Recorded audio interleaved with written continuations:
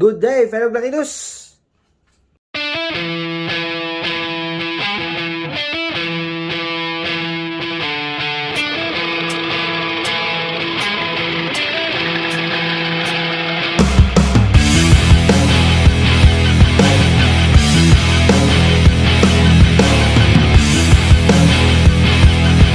Today we will install the Trigicon SRO 5 MOA variant made in USA. Specialized reflex optic. Okay, we have here the G17 Gen 5 MOS series made in USA. So this is the modular optic slide. We will remove this cover and install the number 2. You see it on the camera. The number 2 adapter plate for your Trigicon SRO. In my previous video, I installed the Trigicon SRO red dot reflex sights using the universal dovetail plate mount. Now we will use the factory red dot adapter plates that came from the stores that you had purchased your lock. If you are new to my channel, don't forget to like, share, subscribe, and ring that notification bell button for you to be updated on my next videos like this one. Hey, so let's try to install.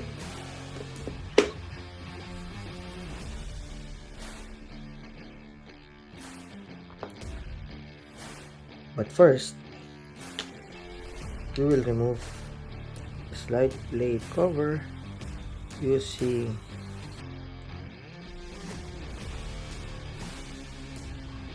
the tool. This comes from your package included in the adapter set.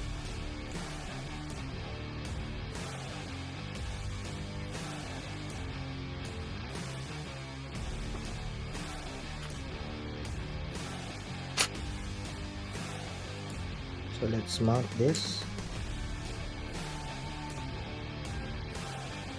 Reminder, if you intend to make it more stable, use a Loctite, blue Loctite or a clear Loctite.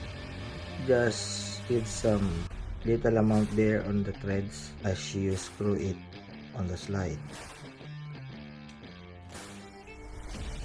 So I did not put some of it because this is not intended to be used for video purposes only. Do not over tighten these screws, because if you over tighten it, the tendency that this plate will lift upwards and you see a space between the slide and the plate, meaning you over tighten it.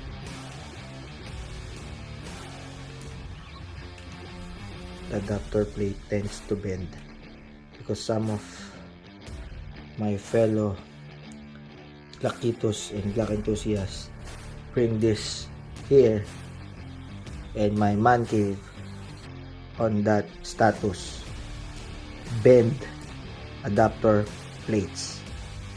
Some used a longer screw because they lost the original ones that came out of the box with the adapter set. Okay. Then we will use the screws that came from the dovetail adapter that I recently used in my video installation using the universal dovetail plate mount.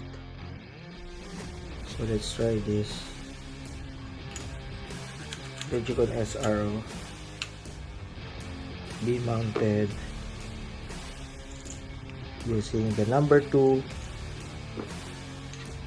MOS adapter plate mount. Again, if you want a more stable hold of this red dot reflex sight to your adapter plate, use a Loctite or a thread locker on these screws.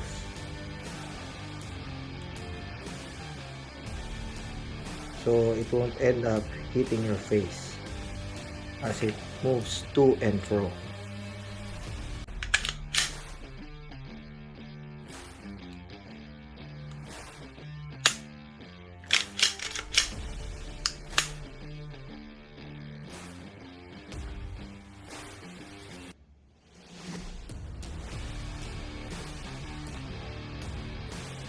Let's try to check if there's a battery pre-installed coming from factory. As you see, I use a flat screw and put some masking tape on the tip of it so you won't scratch or discolor that cross engraved area of the battery port.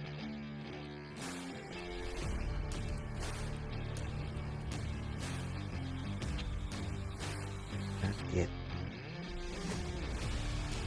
totally loosened.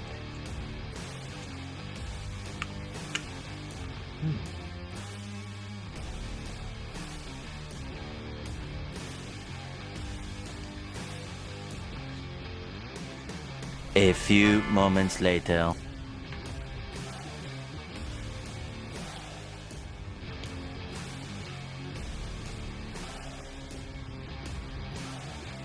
So the positive side faces electronic board. This one I think is magnetic. Can you see there's an O-ring, a red O-ring, which makes it waterproof.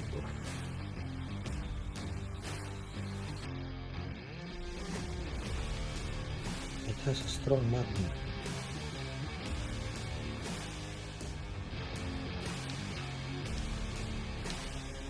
See?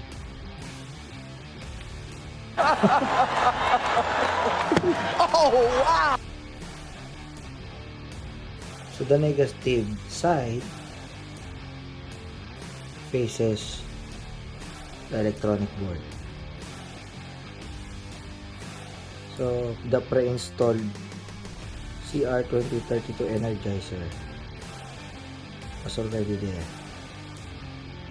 on purchase. See, there's an O-ring, 2 O-rings along with the thread and inside the cap.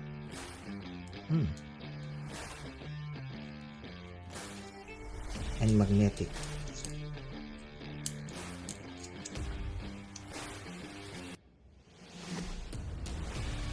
Dual sealing.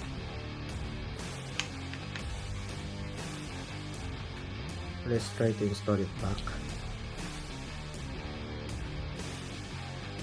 Place it properly.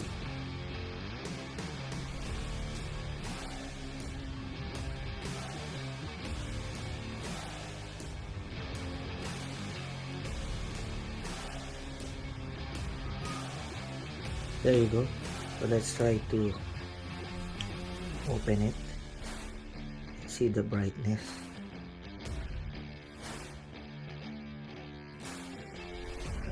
There you go. Up to 8 level of brightness. Turning this off is just easy as simultaneously pressing the positive and negative button for 3 seconds.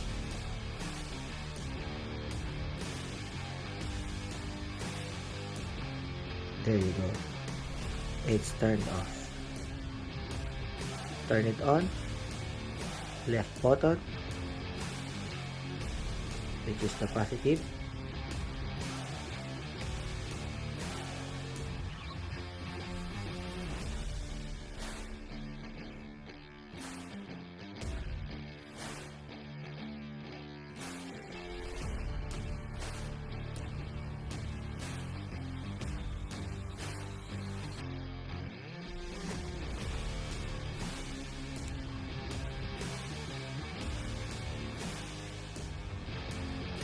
to look at that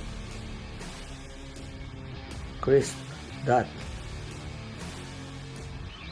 On my previous video, the camera was in portrait mode, so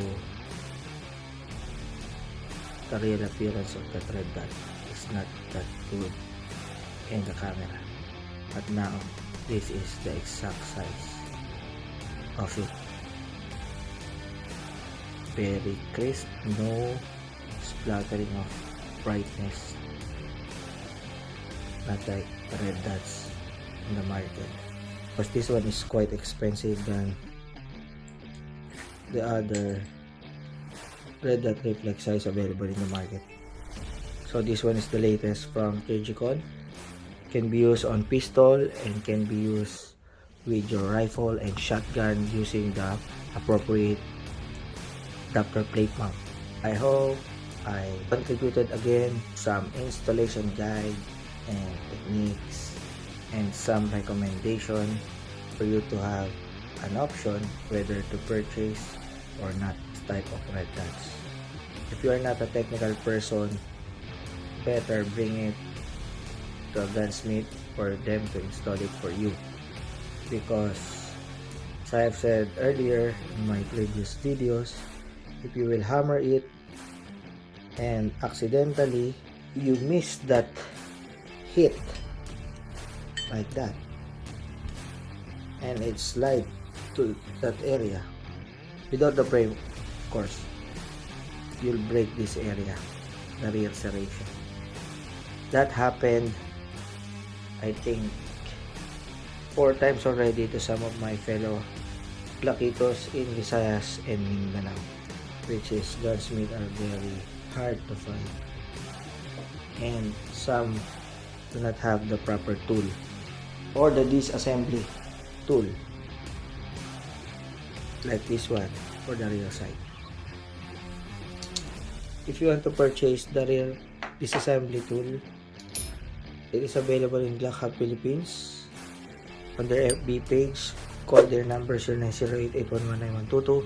Some of their items have hyperlinks redirecting you to their Lazada store, which is a G Planet Trading. You just search it, G Planet Trading, and you will see some Glock parts, upgrades, accessories, and tools for you to use and make Glock installation enjoyable and easy.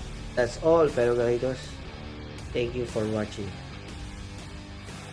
Enjoy your day in the range.